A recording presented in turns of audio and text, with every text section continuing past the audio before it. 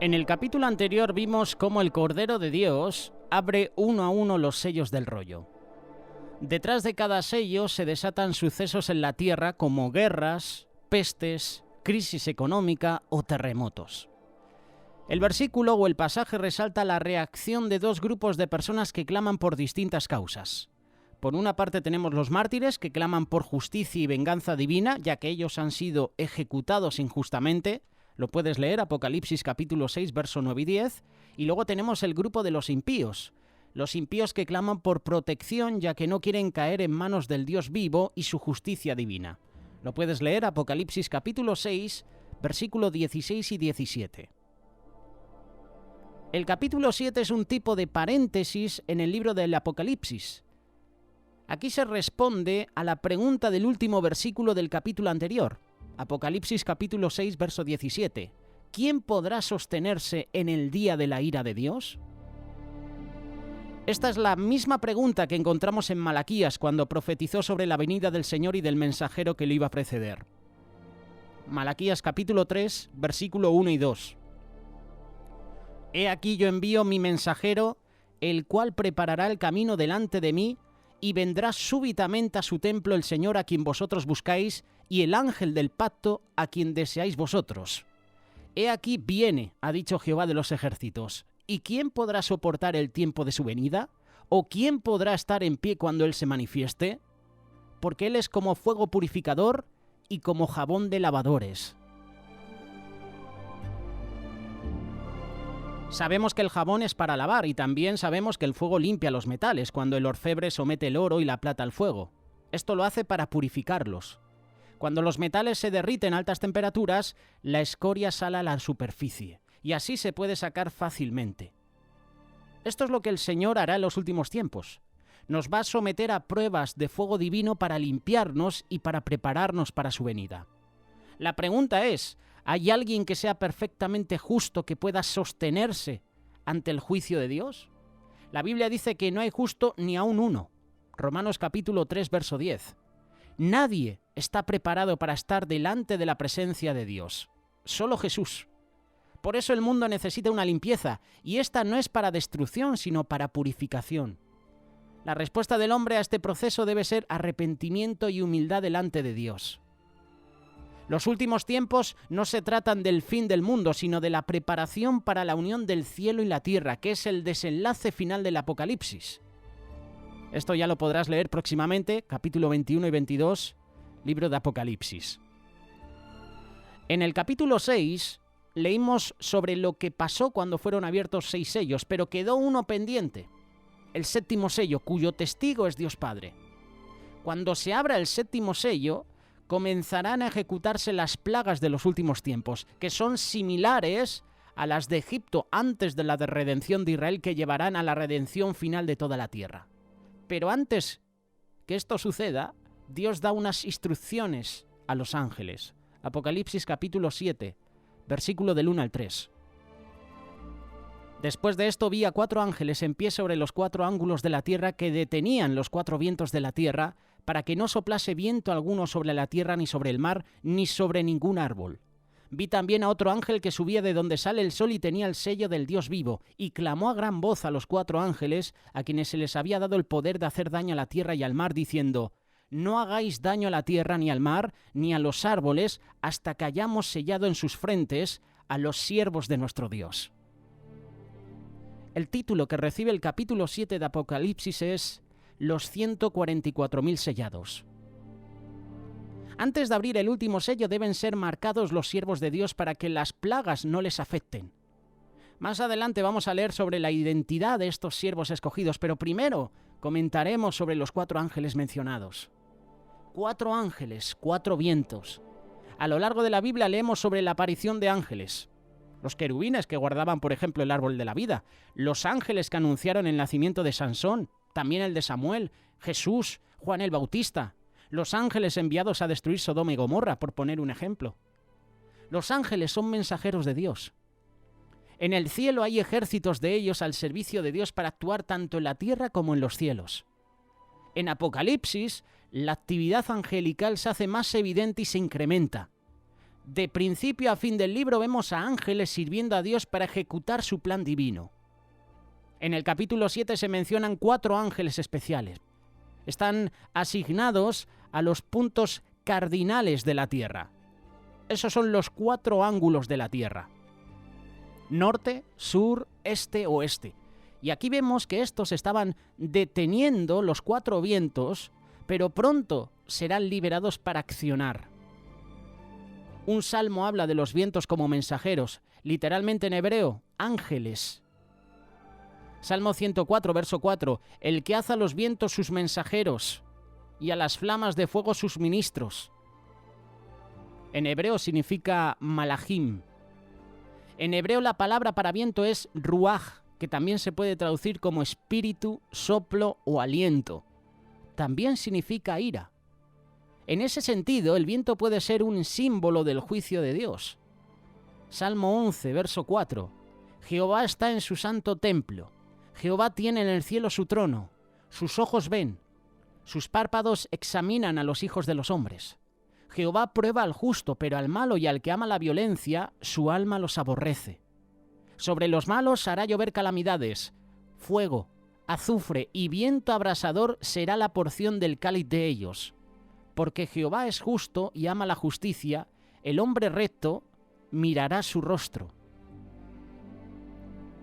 En la Biblia también leemos sobre el viento solano, que en Israel viene del desierto del sur y causa sequía. ¿Y qué pasa cuando hay sequía? Que llega el hambre. También se menciona el viento del norte que trae lluvias sobre Israel, pero si es demasiado fuerte, se forman tormentas y puede provocar inundaciones. En el libro de Cantares se hace referencia a ambos vientos.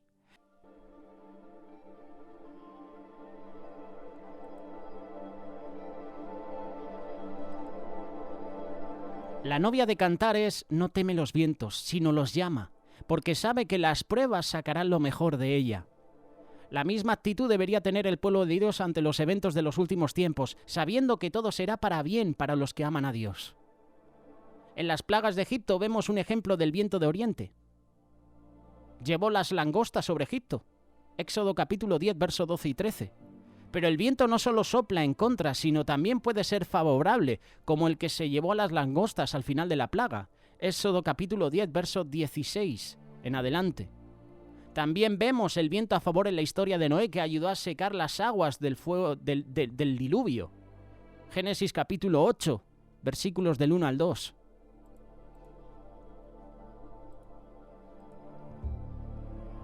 Hay una referencia muy interesante en el libro del profeta Zacarías que conecta los vientos con caballos similares a los de Apocalipsis. Te invito a que lo leas en el libro de Zacarías capítulo 6, versículos del 1 al 8. Regresando a Apocalipsis, vemos a los 4 ángeles a cargo de los 4 vientos, los cuales están listos para actuar cuando se abra el 7º sello, y solo deben esperar a que sean sellados los elegidos. Apocalipsis capítulo 7, versículo 2 y 3. Llega el momento de hablar de la identidad de esos sellados. ¿Quiénes son los 144.000 sellados? Antes de abrir el 7º sello, Dios instruyó a los ángeles que no actuaran sino hasta que después un remanente especial fuera sellado.